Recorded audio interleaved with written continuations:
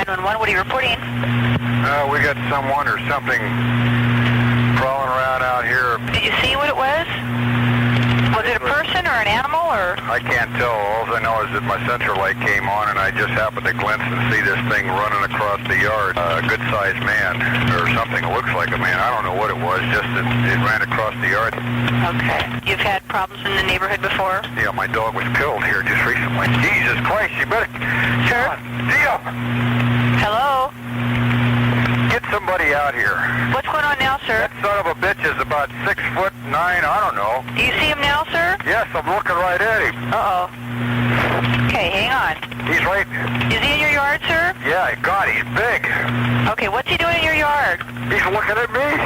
Okay. You're listening to Sasquatch Experience, the podcast. The classic Bigfoot podcast has returned with Sean Forker and Henry May. The show starts now.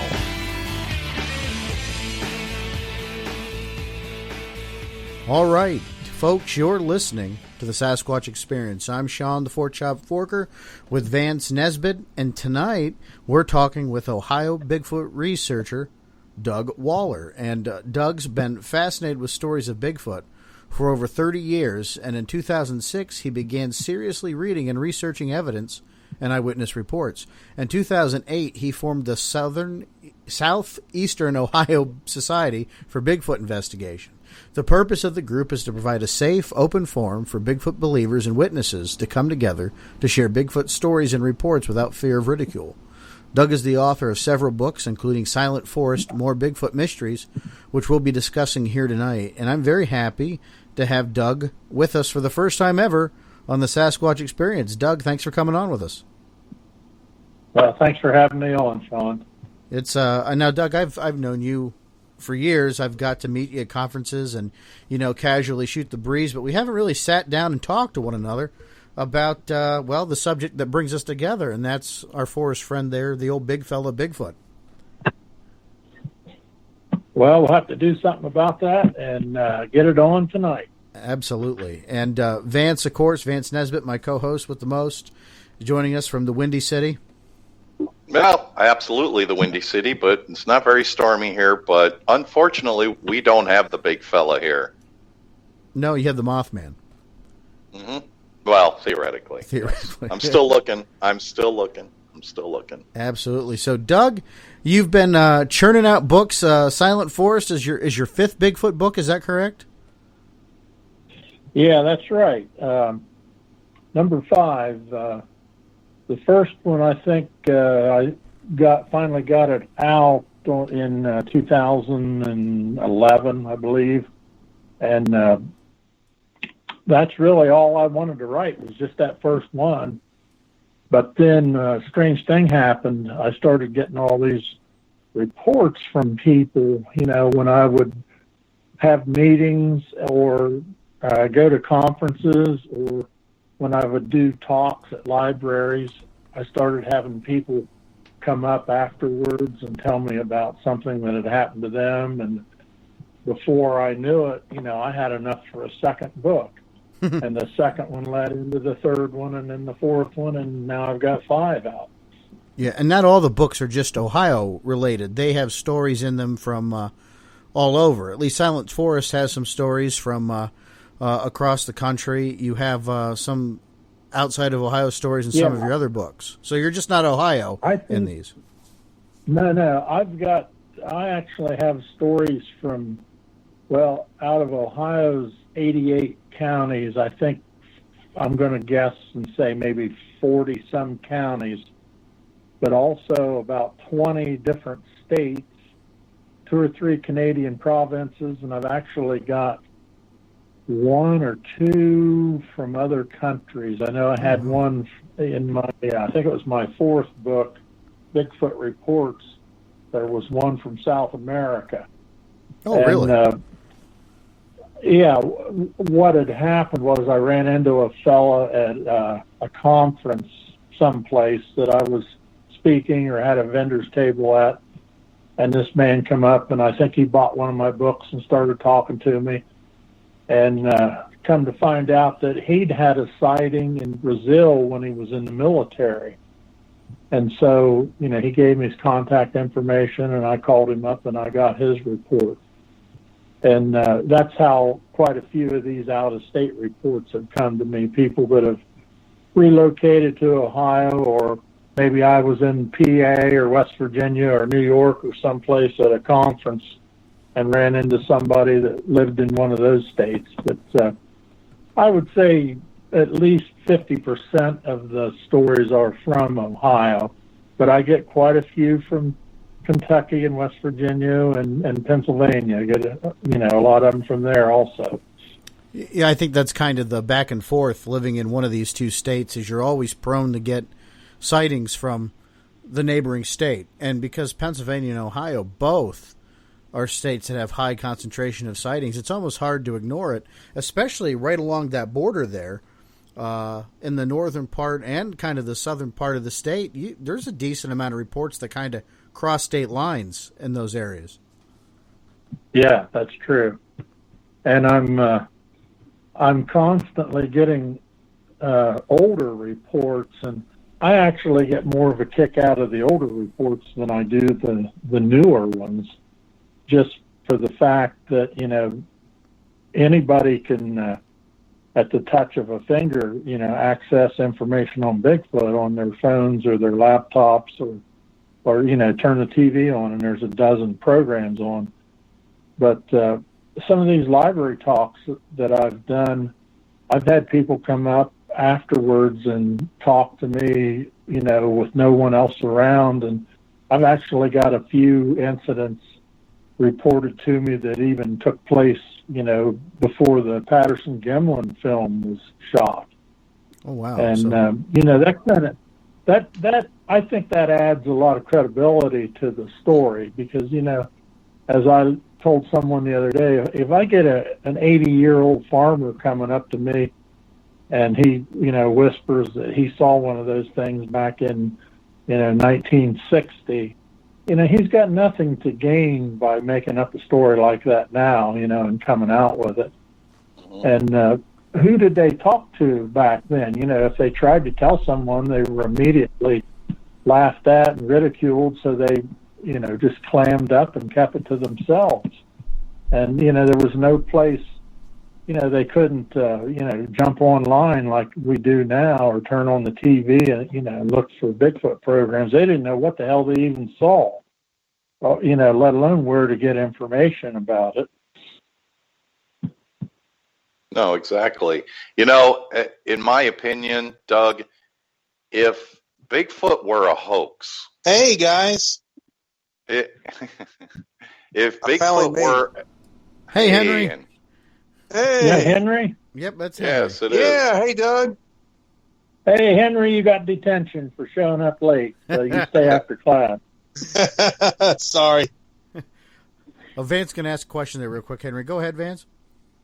No, my point was if the whole Bigfoot subject itself was a hoax, let's just say that's a hoax, then people sharing stories for so many years, right back to the natives from all over the world, that would be a bigger story of perpetuating this ongoing hoax since, the dawn of man. So that seems to be enough evidence right there that this creature is actually a creature, let's just put it to you that way, because it would be the bigger hoax that we would be sharing these stories that were fantasy over so many hundreds of generations. It just doesn't make sense to me. Right. I guess my kind of comment to that, Vance, is one, I think you're absolutely right. That would be the bigger story itself. But, to Doug's point, you have folks that have had sightings that happened pre-Patterson Gimlin film. Before Bigfoot was really popular. Who did they go to and tell these stories to? There was only a handful of people I knew pre-1970s in Pennsylvania that I know of, because I wasn't even around pre-1970s, but that I knew that even handled it. I couldn't imagine where you would go, Doug, nationwide or even regionally where you could report those to. Exactly, because most of the witnesses that I've talked with have told me that when they had their sighting or their encounter and they tried to tell someone, almost every one of them was not believed at first and laughed at by somebody, whether it was a family member or a friend or a neighbor. Some of them, I know people right now who have had sightings that have reported it to me, and it's in my books, and they still have family members that don't believe them. And, so it's just not talked about. Yeah, I always find that to be interesting. Some people really hold on to these encounters for years. There was a guy I had talked to in Pennsylvania that was kind of afraid to tell his family because he didn't want them to think any less of him or make fun of him. And, he was sitting on this report for 20 years. Yeah. That he didn't feel comfortable he could tell anybody about it. So what's that still say about the state of the, research? And I blame a lot of that on how the media portrays Bigfoot. But let's be honest, guys, a lot of how our fellow people behave and the theories they spew off don't really help it either, No, that's a good point. Yeah. There is a lack of professionalism at some point with how we're presented, and I don't fault anybody for believing what they believe, but at the same time, I'm smart enough not to put a microphone in front of their face. However, television's about ratings, and it's about the zing and that instant reaction. Where do you think the microphone's going to go in Talk TV today? That's going to go in front of the kook, and unfortunately, that leaves a lot of us on the sidelines, which is why I'm happy to start seeing more books like Doug's and other serious researchers out there that put off really good evidence and really well-written pieces. I like the fact that at the end of Silent Forest you have kind of like your Bigfoot bibliography there, Doug, of your recommended books, because I think that's a great starting point for people just getting into this.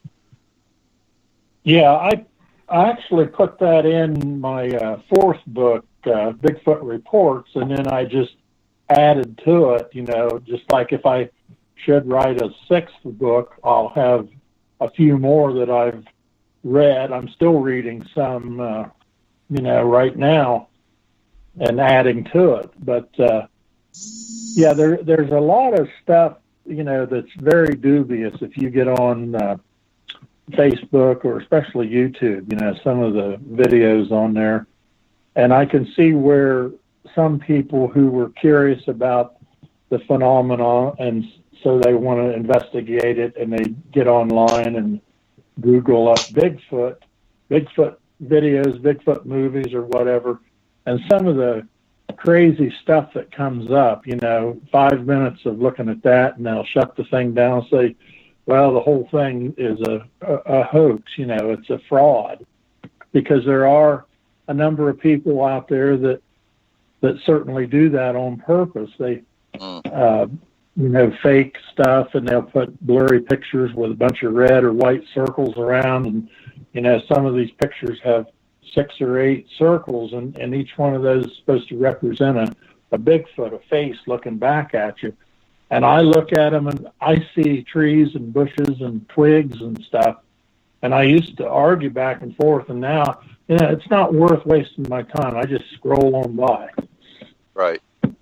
So, Doug, that begs the question for me. What video or photographic evidence have you seen that is really convincing to you personally, and maybe outside the Patty Gimlin film? Well, I do believe that the PG film is legitimate. I like the film by now I can't think of his name, from Walla Walla, Washington, Freeman. I like the Freeman film. Paul Freeman, right?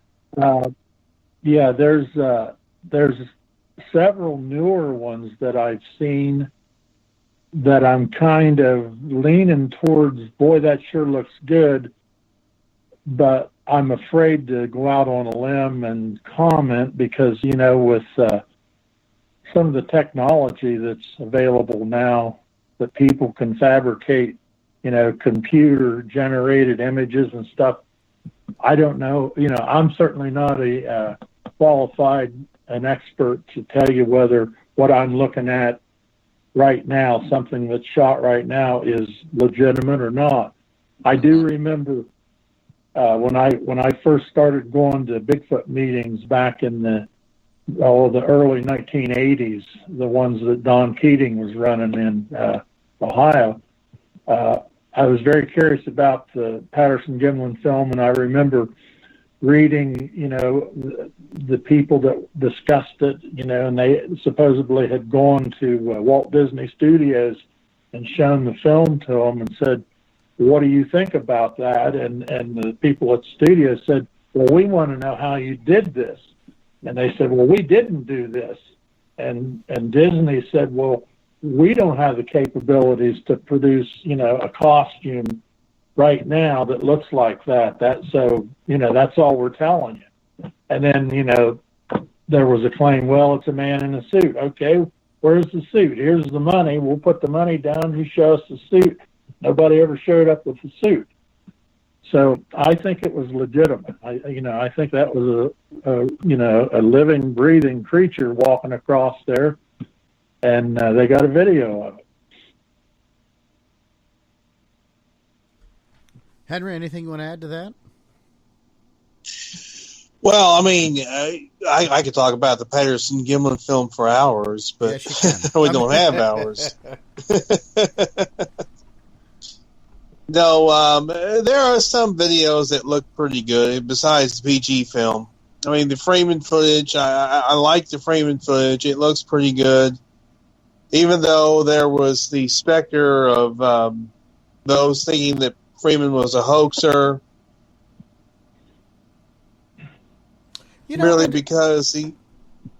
Go ahead. I don't know about that. Like, yeah, he had a reputation, but when I look at the Freeman footage, I get a genuine sense of shock and awe there. He doesn't seem like somebody that's acting to the camera, and trust me, I saw his ice cream commercial. He definitely not somebody that had professional acting chops. So what I think his reaction was genuine to that video, to that moment. Yeah, I have to concur. I'd heard a little bit about Freeman and some hoaxing, but what I had heard was that something about some tracks that he possibly made himself. I don't know why. I don't think he was trying to pass them off as the real McCoy, but I do think the man did find a lot of legitimate tracks, and he saw Bigfoot more than one time. And if you read Vance Orchard's 2 books, Freeman got the bejeebers scared out of him, and curled up in a fetal position, on the ground, and thought he was, soon to be 6 feet under. And it scared him.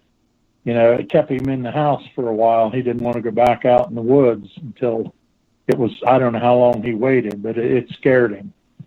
I had the privilege of interviewing Paul's son, Michael. And I talked to him probably, Doug, I probably talked to him for 3 hours about his dad, myself and Maz Adams, about his dad and the experience with Bigfoot. And, you talk about a son that had a lot of respect for his father and a lot of appreciation for, his passion for Bigfoot research. It's a good listen, and for listeners out there, I'll post a link to it. And Doug, I'll be glad to share the link with you.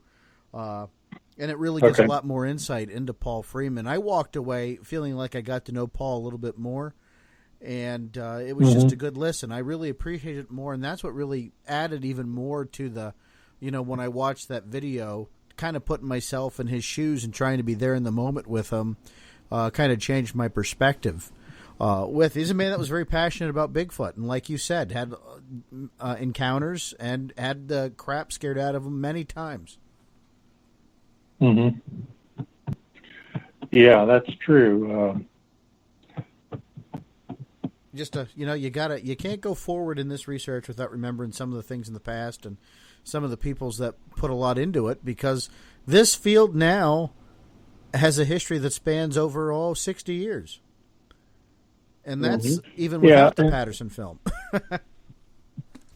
That's something I wish the new people getting into this would do, rather than, jump right into this and, try to catch up with everybody as far as what's going on and what are we going to do next, is, do a little research back, and learn about Freeman and Grover Krantz and, the original guys and the ones that came along. And something that kind of was surprising to me, but then I guess with human nature being what it is, I shouldn't have been surprised, was all the bickering and arguing and backstabbing that went on way back when. I was talking to Jeff Meldrum, and he was telling me about the symposium out in, was it Washington State, and the guys, there were a couple of them out there that didn't like each other, and one of them was trying to give a presentation, and the other one was heckling him from the crowd. And, Henry, that sounds like Grover and Renee, doesn't it? It does. Yeah, it was DeHenden was heckling Grover Krantz, and then he told me that he had heckled him too. Now I can't think of his name, having a senior moment, from Idaho. Dr. Meldrum?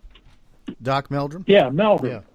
Meldrum says, well, yeah, Grover, or DeHenden heckled anybody. It wasn't just Grover, but he heckled Meldrum himself. So Yeah, particularly that's just the way he was. PhDs. Mm-hmm. Yeah. Yeah, he had a spot for them. Henry, do you remember what Renee said PhD stands for? Please help, demented. Yeah. Yes, so that was the old thing. But no, Doug, the further your point, a lot of times I have people that come into the field and they get to know, about Pennsylvania, and they look us up, and I get messages sometimes at the strangest times of day. And I got one night at 2:30 in the morning from some guy wanting to ask me questions on Facebook Messenger about Bigfoot. And like the things he was asking me were so groundbreaking as to him. And I literally replied, "Don't bother me again until you read a damn book." And because everything he was saying to me has stuff that's been out there. Like, do your research and due diligence. If you go back and think what you're doing now is groundbreaking, I assure you some people have done that already for the most part. And the results are out there. I could tell you guys what's frustrating for me right now is thermal imaging. Mm-hmm. Because as good as it is in terms of indicating heat, it does lack definition. Mm-hmm. Mm-hmm. Yeah. And Vance knows we've been kind of going back and forth with these latest BFRO pictures out of the Sierra Nevadas in California. Right. And Doug, I don't know if you had a chance to see that photo or not yet. I don't believe. It's not very. I don't know. It had a lot of. It's an amber colored photo. It's an amber colored photo, Doug, with crosshairs in there, with an image standing by a tree, and then we saw a brief, very blurred, short clip video that was looped, and it's still very undefinitive. But Matt Moneymaker, it's a Sasquatch, so yeah, okay. Well, let somebody else take a good look at it in real time, and maybe we'll come up with a more definitive answer. Not saying it's not, but in the video image and in the photograph, there's just not enough there to discern one way or another. No, it's not there. And how do you feel about that, Doug? Because you get people that come to you with their stories, and I'm sure from time to time you get video and you get pictures, and you've put some pictures in the book. how do you deal with that when someone comes to you with a picture that you're not quite so sure about? Do you err on the side of diplomacy, or have you just had moments where you're like, no, I'm sorry, this is just a pile of sticks? Well, we've had people come to our SOSPI meetings and bring their laptop and, try to share with the group what they've got. And some of these look, you'd really have to stick your neck out to say what it is. And I'll try to give them a few minutes, I'll be fair about it, but I'm not going to let them dominate the whole meeting. Yeah. And when I get somebody that's got something like that, I've had guys come up to my house and bring stuff, and they've called me, and I'll give them a few minutes, and then I'll try to excuse myself and maybe suggest some other people that they might show their video to and get a second or third opinion. There's all kinds of stuff out there, and I'm certainly not an expert on saying whether something is real or not. I don't know that I've had somebody actually deliberately fake something and bring it to me and try to pass it off as the real deal. I think they've probably had some misinterpretation on some things that, wasn't really what they thought it was. Mm-hmm. No, I think that's par for the course, though, right? Like, you almost expect that. It's like if you sit out there in the woods in the daytime and hear noises. When the sun goes down and it's dark, those noises suddenly become, monsters. That's a Bigfoot. That's a tree knock, or that's a grunt or a growl or something. Your imagination can run away with you. I kind of credit you to the library talks, Doug, because you've done them forever, right? Now it seems like a lot of people are doing it. I kind of think you started that. That's your thing. Well, I worked at the library in Guernsey County in Cambridge for over 23 years. And, most of the libraries have, they have meeting rooms and they have programs where they'll have speakers come in. And so, my partner in this, Shauna Parks, she still works for the library. I'm retired now. But we'll send emails to various libraries, and send them the bio and tell them about the books and ask them if they'd be interested in doing a Bigfoot program and if they'd want us to come and speak. And so I'm at around 130 of these that I've done so far. And unfortunately, with this virus going around this year, I got to do one back in February, and then I did two virtual videos with nobody in attendance, and then all the rest of them have been canceled. And I had maybe 25 of them scheduled to do this year. And, it's not only am I not meeting with people and speaking to them, face to face, I'm not having an opportunity to sell books because there's nobody there. I'm not doing any of these, but I'm also not getting reports from the people who would be sitting in the audience. Yeah. So the chances of me putting out another book in the immediate future are very, very slim at this time. That's a really good point. And guys, I was talking to Steve Calls the other night before he went on to do his show. And I said, Steve, I don't know what you're experiencing, but I'm kind of in a drought right now with reports, because I think, Doug, to what you said, unless you're out there and going to these places, nobody's, you're missing out on that opportunity to collect the information, because I haven't gotten a website through a report through the website in some time. And that personal interaction where you do these little lectures, they're priceless to collect that. And so I guess, guys, that's one more thing we could chalk up to this unfortunate situation, is we're losing out on Bigfoot sightings. Mm-hmm. Well, to your point, Doug, it's interesting that, because I've seen your library presentation, and it is interesting because I could see that people would show up because they saw something, but they want to get a feel for the room. Is this going to be a joke night tonight, and then they won't say anything? Or, wow, this gentleman actually takes this topic seriously, and look at the, evidence that he's showing on the presentation and so on, and then they feel a little more comfortable and say, do you have a few minutes? Because I had an experience myself. So, yeah, sympathies to all of us in the research community. And Sean, you're absolutely right. It's been a drought, except for Moneymaker, who somehow is going to keep this going with a photograph. But nonetheless, and I just want to attribute the fact, too, Doug, that with all your books and the compilation of all the stories, that's my favorite part. I just love to hear people's experiences and stories, and when it's all compiled in, a nice, neat little package, it makes it fascinating. It really does make it very fascinating. And of course, with your presentations, you have sketch artists, that have, shown what this particular creature looks like, and so kudos to you. And I can understand this must be a really tough moment to be going through without being able to do these talks. Yeah, well, thank you for the kind words. As I said, I worked for the library for 23 years, and not long after I started did I discover the wonderful world of books. I was always a reader, but I had never read any Bigfoot books, so I learned where they were on the shelf and read every one that we had on at the Cambridge libraries, the Guernsey County libraries.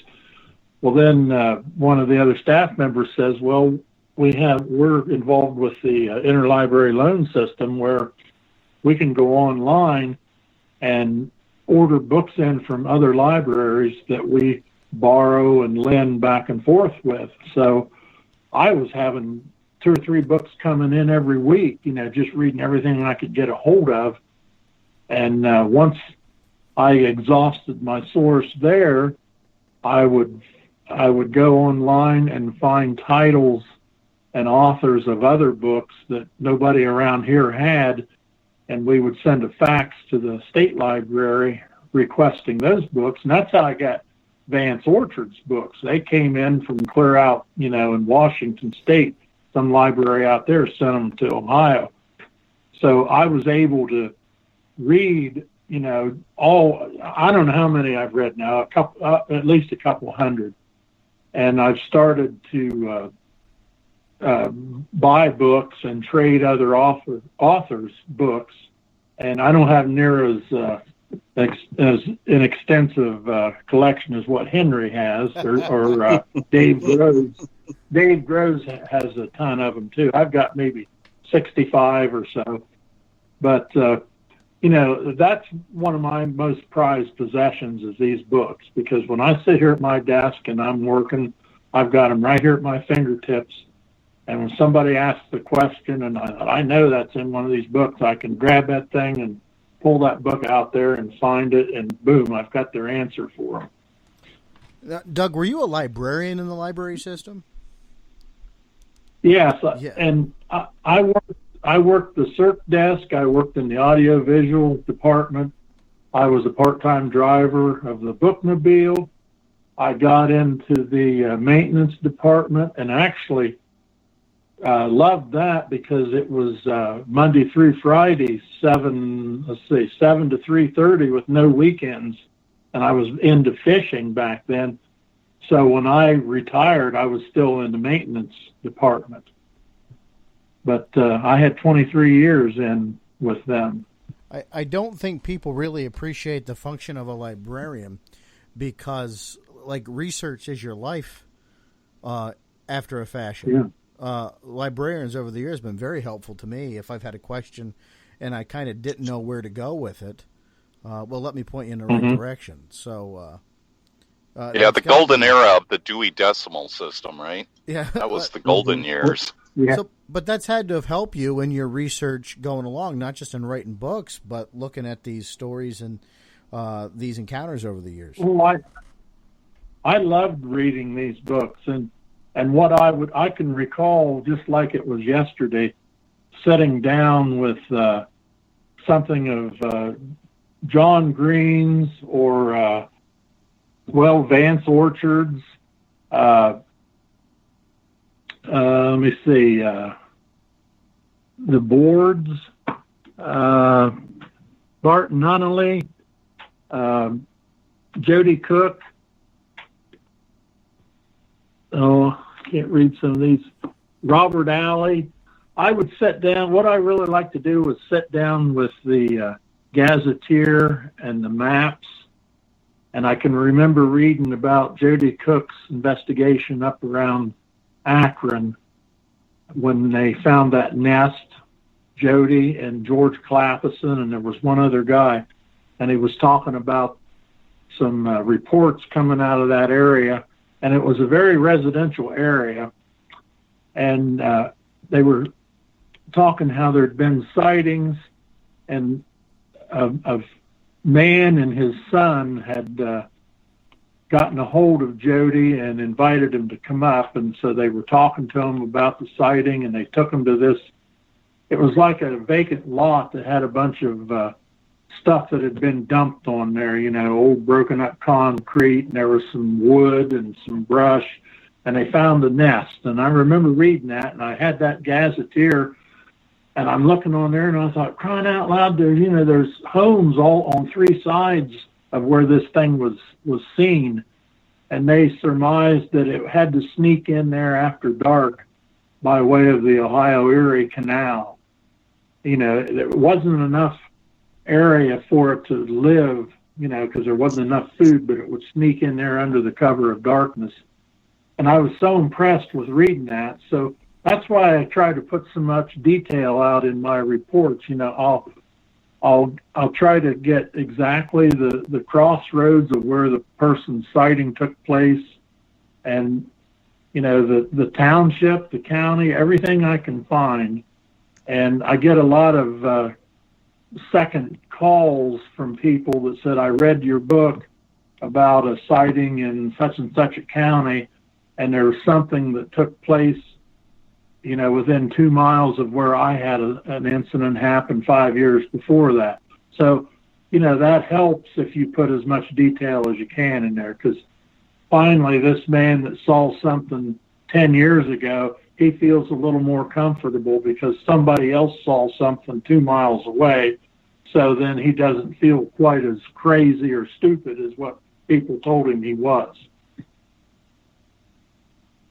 I have a quick 2-point question to ask you, Doug, and it might not be quick. I'm sorry I used that word, but I don't remember if it was maybe your second or third book, but there was a fascinating account more than once of a sighting of a female Squatch, and I believe it was, if memory serves me correct, it was a woman that saw what she described as a female Squatch that had cat-like eyes.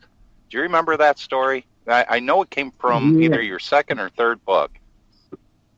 Yeah, that was...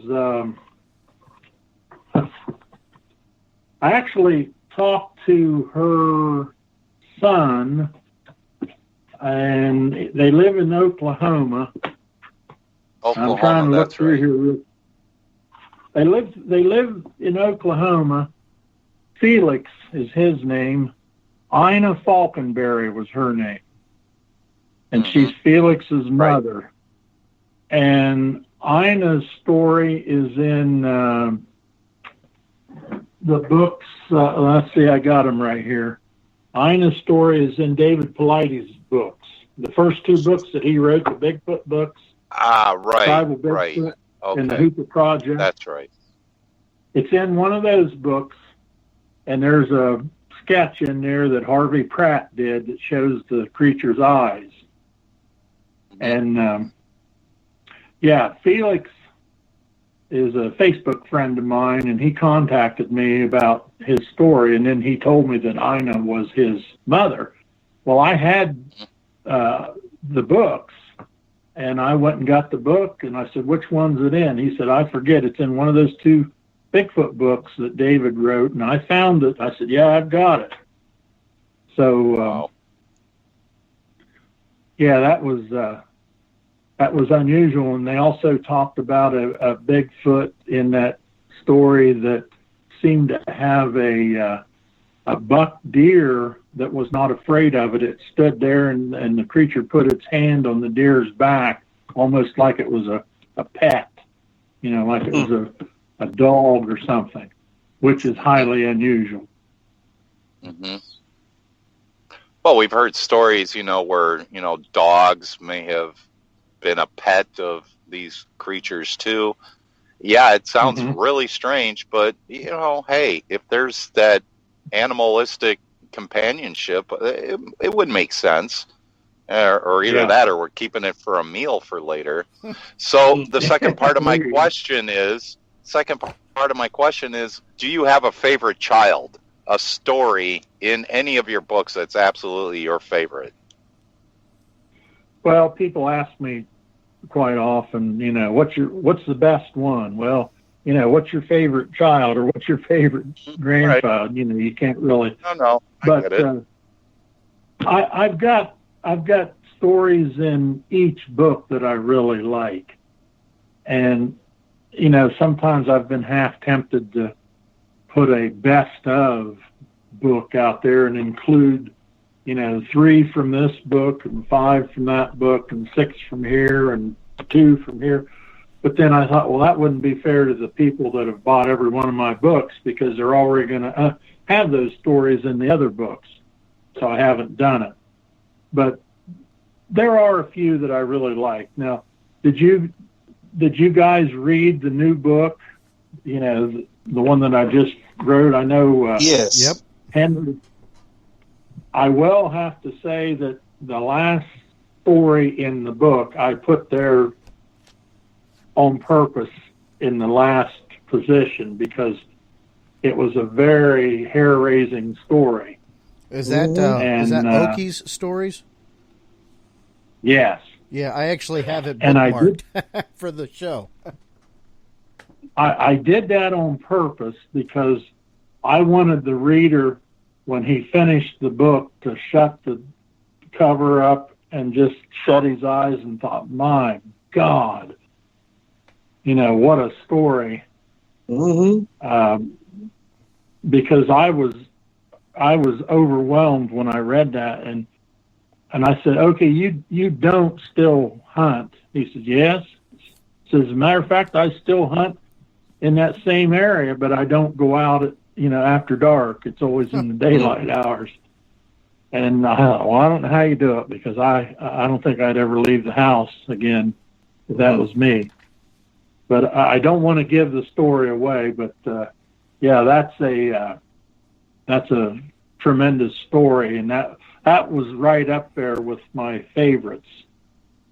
Well, I have to say, it makes, not that the rest of the stories in the book aren't worth it, but it does add a certain element of shock and awe to the presentation. Mm-hmm. That's for sure.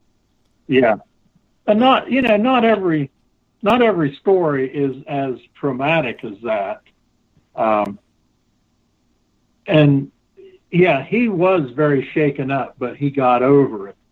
And there are people who have had encounters that weren't nearly as traumatic or scary, I thought, but it shook that person up more so than what it shook Oki up. I've had 2 different people that I've talked to who actually moved away after their encounter, their sighting, because they were so terrified at what they'd seen. And one guy didn't even see the thing. He just heard it scream at him. And it scared him so bad he moved away. Man. I guess people, what frightens people varies from person to person, right? Some of the stories in the book, my favorite was not just Oki's, but the other one I marked to kind of talk about was Get the Gun, Larry. Is that the title of that off the top of my head? That was a great story. Too, Henry, what do you think? That was Yeah, that was definitely a good one. Yeah, But- that guy was very shaken up by that too, and I can imagine, the terror those kids felt. Every time Dad left the house, working the midnight shift, and they're there, basically alone. They got Mom and the old 12 gauge that sits in the kitchen corner, but that had to be a extremely scary time in his life, growing up with that. Yeah. And, there's another story, I think towards the beginning of the book about the girl, something came through their yard one night while they were watching TV, and it scared the dogs, and I think it screamed or growled and scared them, and it was the girl's job to go out on the front porch and yank the chain to pull the light on for her dad. So when he got home after work in the dark, he could see to get in. And she used to swing the screen door open and run to the light and turn it on and run back in the house before the door slammed. And if she could do that, then she would be safe. Page 5. And she said that, she was too scared to look out the window. Can you imagine living in a house and you're too afraid to look out the window because you know what's out there? Yeah, I think people that don't have an everyday interest in this, Doug, I think those are the kind of stories that would lend more credibility to the overall presentation of witnesses.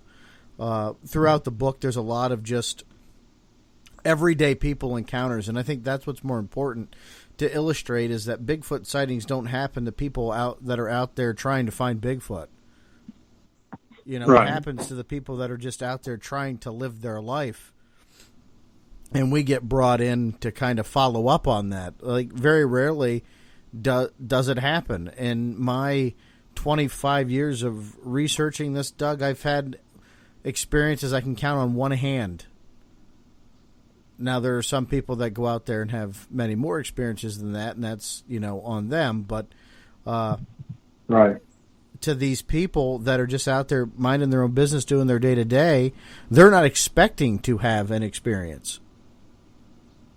And right. That's what is traumatic about it. And when you add the fact that most of them were skeptical, they didn't believe in these things. And then they see one walk across the road some night right in front of their car, and they almost hit it, and they see its torso turn, and it looks at them through the windshield, or they can see its breath, in the cold winter night, or see the eyes blink, and they think, my God, this thing is real, and it's right here in front of me. How traumatic that could be to somebody. Mm-hmm. Especially when it's not supposed to exist, and you've probably laughed about it yourself over the years. And now it's right there in front of you, right? That's a very mind-bursting situation. Yeah, and that's the kind of stories that I'm looking for. I'd much rather get a story about some woman driving home after getting groceries and having one step out in front of her than, somebody out looking for the things and they happen to see one, because that kind of takes away from it. Yeah. And I think there's still quite a few stories out there that have yet to be uncovered, and that's what I'm trying to do, is unearth these stories and get them written down and share them with people. Doug, where can people get to you? How can they send you their information if they do have a story they want to tell you? They can reach me on Facebook or get a hold of me through the Southeastern Ohio Society for Bigfoot Investigation page, or they can email me, dwaller465@gmail.com. I don't know when we'll be back, on the road doing talks or, at some of these conferences. It's not looking good. We still haven't been able to have our SOSP meetings and campouts at Salt Fork. We We had one scheduled for May, and they moved it back to June, and then June's got moved back to July. We're supposed to be there July 16th through the 19th, and it's looking like they're not going to let us in there July, and they told one of the people out of our group today that they really don't look to open that group camping area at all this year. Wow. So that means no campouts, no meetings, no nothing.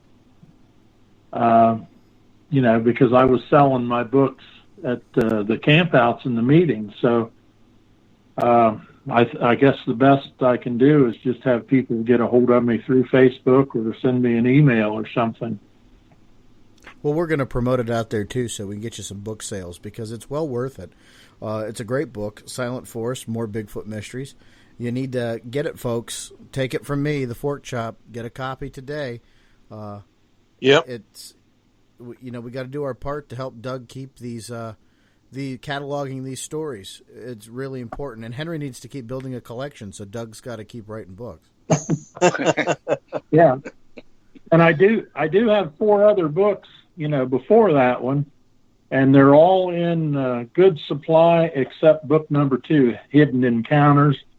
I am almost completely out of those, and maybe at some point I'll have some more reprinted, but my finances don't look healthy enough to have that done at this time. But Standing in the Shadows. Oh, yeah. Standing in the Shadows, Screams in the Night, Bigfoot Reports, and Silent Forest. I've got plenty of those right now. And they're all the same price. Buy them, folks. Buy the books. Mm-hmm. I have a question for you, Doug, from Jamie King, one of our listeners.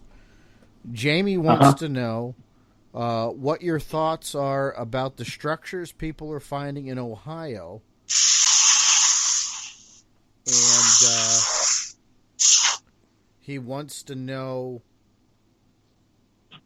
what your thoughts are about the structures. Do you think they're made by the grass man? Yeah, I guess that's a question. I had to frame it up right.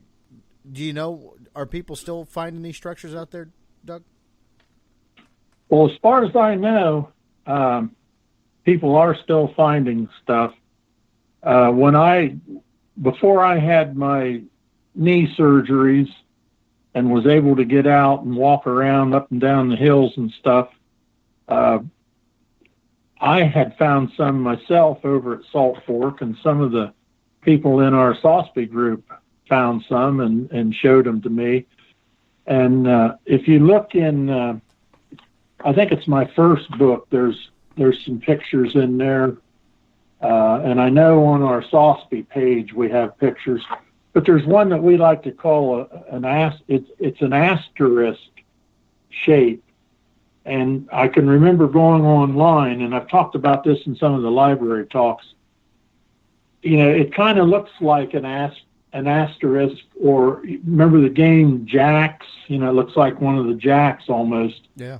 Where they'll have a couple of living trees that are still anchored in the ground by the roots, and then there's other trees that have been carried in, and they've been jammed up through there to make some kind of a configuration that looks like this asterisk. And we got online and looked at other Bigfoot researchers' pictures, and we were surprised to find many, many examples from other states. And I remember a couple guys clear out in British Columbia, Brian Bland and Randy, somebody, a friend of his that used to research together. They had some that were identical to ours, only they were in British Columbia. And there was some from Wisconsin or Kentucky or Michigan. It was almost like they all were purposely made the same way because they represented the same thing. The example I used to use was almost like the stop signs that you see out on the road. The stop sign in Arkansas looks just exactly like a stop sign in Connecticut or Hawaii. They're all shaped the same, they're painted the same, says the same thing. Okay, does Bigfoot, are they intelligent enough? I think they are, to construct something like that, and it's countrywide. They're all the same, these asterisks. But what does it mean? It's anybody's guess. Somebody sees a big X in the forest, and they say, well, that means keep out, don't walk past there. Other people say, no, it means for the Bigfoot not to come through there, to go around. I don't know what it means, but you see a lot of these things, and I think some of them are built by these creatures. Now, on another point, I have talked to some of the rangers at Salt Fork, and they've told me that they have caught people, and I won't mention any names on the air, but they have caught one individual constructing these things. I don't know whether he was shooting video of it and claiming that he'd found it or what, but they actually caught the guy making the things. Wow, that's ridiculous. Kind of delegitimizes what everybody's out there, trying to collect, all the data people are collecting. That really drives me up the wall. It really does. Yeah, just like people that post stuff, and they know darn well that it's not real, and they post pictures or videos and trying to pass it off, which, we had a case of that, I forget how many months ago, and it was right there at Salt Fork, a couple of guys posting videos that were not on the up and up, and they got caught. And I haven't heard any more from them, but there are people out there that do. Yeah, it's kind of our responsibility to make sure it doesn't go unnoticed either, right? Like, we have to do our due diligence to stop it. And when I was a younger man, Henry and I used to fight that good old fight, didn't we, Henry? But it really became tiresome over the years to try to stop it, because you can't. The internet has exploded.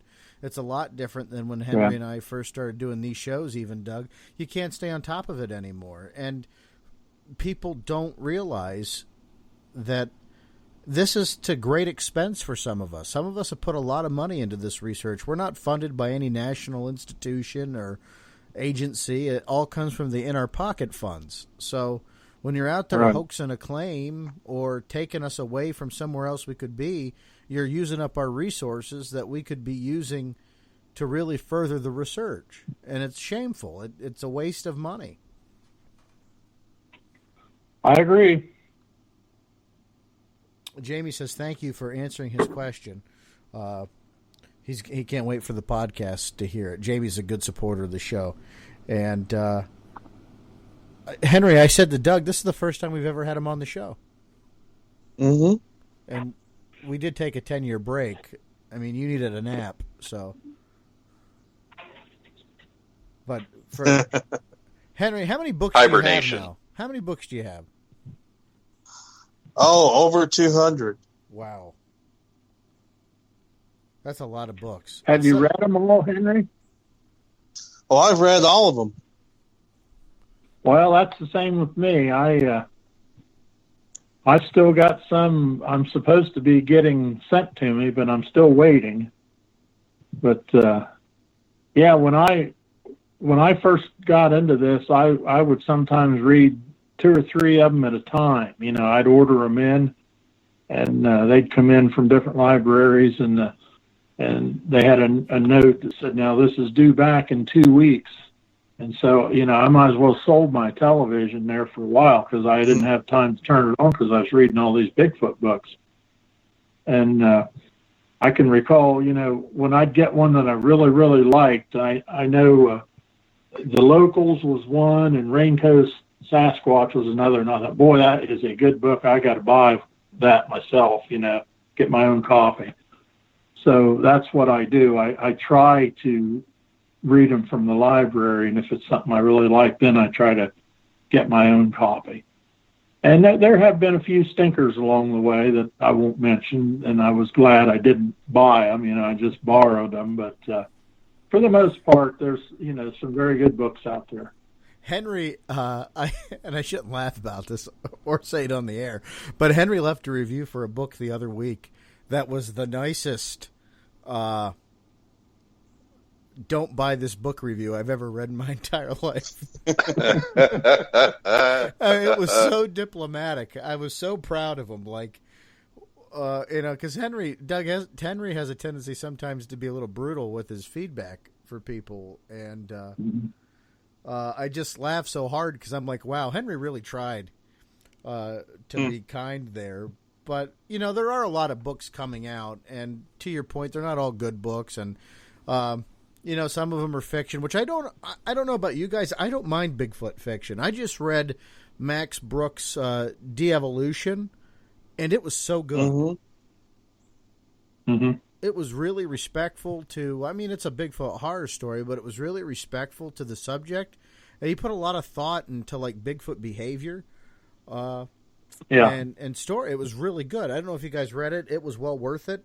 I was reading that concurrently with reading your book, Doug, so I was going back and forth. Max's was 300 and some pages. Yours was quicker to finish, but it was both very good books. But I tell you what, that was really good entertainment. For at least 2.5 weeks, I was thoroughly entertained. I always had a book to read. So good job to both of you guys. And have you read the historical Bigfoot, the second edition? No, I didn't know there was a second edition. I had the first one here somewhere at the house. Yes, I've read it. I've got a copy here, and it's like, what is it, Henry? 1,100 pages or so. It'll take you a while to get through, but it's a good book. Is that Chad Armand? Yes. Yeah, right. Okay. Yeah. There was another one written by another. Was it? It kind of had that psychedelic look on the front of it. Green, I think, was the author. Not John Green. Daniel Green. Green. Far Out Shaggy Funky Monsters. I have that one too. I said psychedelic, but you read my mind there, brother. Thank you. Is it good? Yeah, it's good. And I also got this tome from a man named Glenn Bollier. Is that how you say his last name? Witnessing Bigfoot? Yeah. I have that one. Yeah, I have the tackle. That's it. I read that. I like that book. That guy is a tremendous photographer. Oh, is that right? He's on Facebook, and his pictures are just absolutely beautiful. I just added him as a friend, and he accepted my request, so I want to get him on the show and talk to him, too. I'm trying to bring a lot of you guys on that have written books because I know this is a rough time because of COVID and not being able to go out and kind of sell your books at conferences and events. So if we can get you guys a little bit of book sales, it's our pleasure to do it because you guys are really putting the work out there to write good books, and I can't thank you enough, Doug, for that because as somebody that's been a lifelong card-carrying member of the Bigfoot Society, like this stuff is what I live for, and thank you for continuing to write it and put it out there for us. Well, I have to give the credit to the eyewitnesses. If it weren't for them having the guts to come forward finally and letting somebody know and getting their story written down, that if they die and take the story to the grave with them, it's lost forever. So I'm just trying to preserve some history. Well, I believe in the free share of information, Doug, so if people get it my way, I'll make sure to send it to you, too, so you get a chance to put it in print. It's no secret I'm writing a book called The Sasquatch Experiences, based off the title of this podcast. I've been writing the book for over a year, and I have thrown it out so many times and started over, Doug, it's ridiculous. It's kind of biographical. It kind of talks about myself and my journey, brings Henry and the guys into the mix, but also the cases I've investigated over the years. It's going to be a lot of fun to read. It's going to have my humor in it, which I think folks will enjoy. And then I was talking to Vance about this the other night. I wanted to put in my favorite pizza place in every town I've been to that I've investigated a Bigfoot sighting. Yes, it is. I thought that'd be a little interesting tidbit to put in the book. Completely unrelated, but totally me.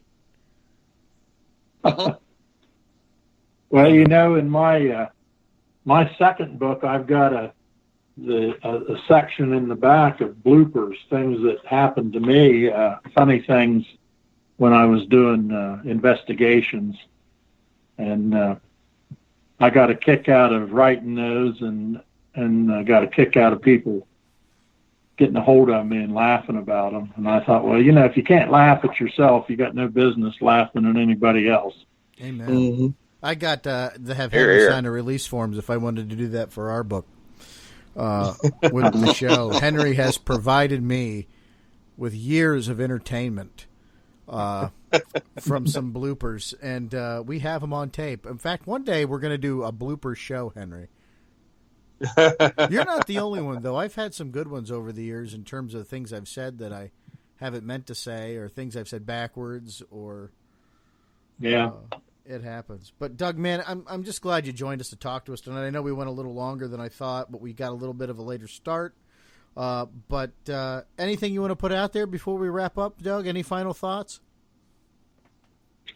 Well, let's just let's try to be safe and get this virus behind us, and eventually get back out in the field, and maybe we can get our meetings started up again, and our talks and our conferences, and try to have some semblance of normalcy again.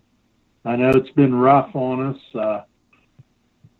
Thank God I'm at the age I'm at, and I'm retired, and I would much rather sit at home with one of my cats on my lap watching TV at night instead of partying, and going to the clubs and all that. I'm way past that. So in that respect, it hasn't been all that difficult for me to stay hunkered down, but I do miss, meeting with Bigfoot people and talking about them, and hearing the stories and stuff. So we'll get through this somehow.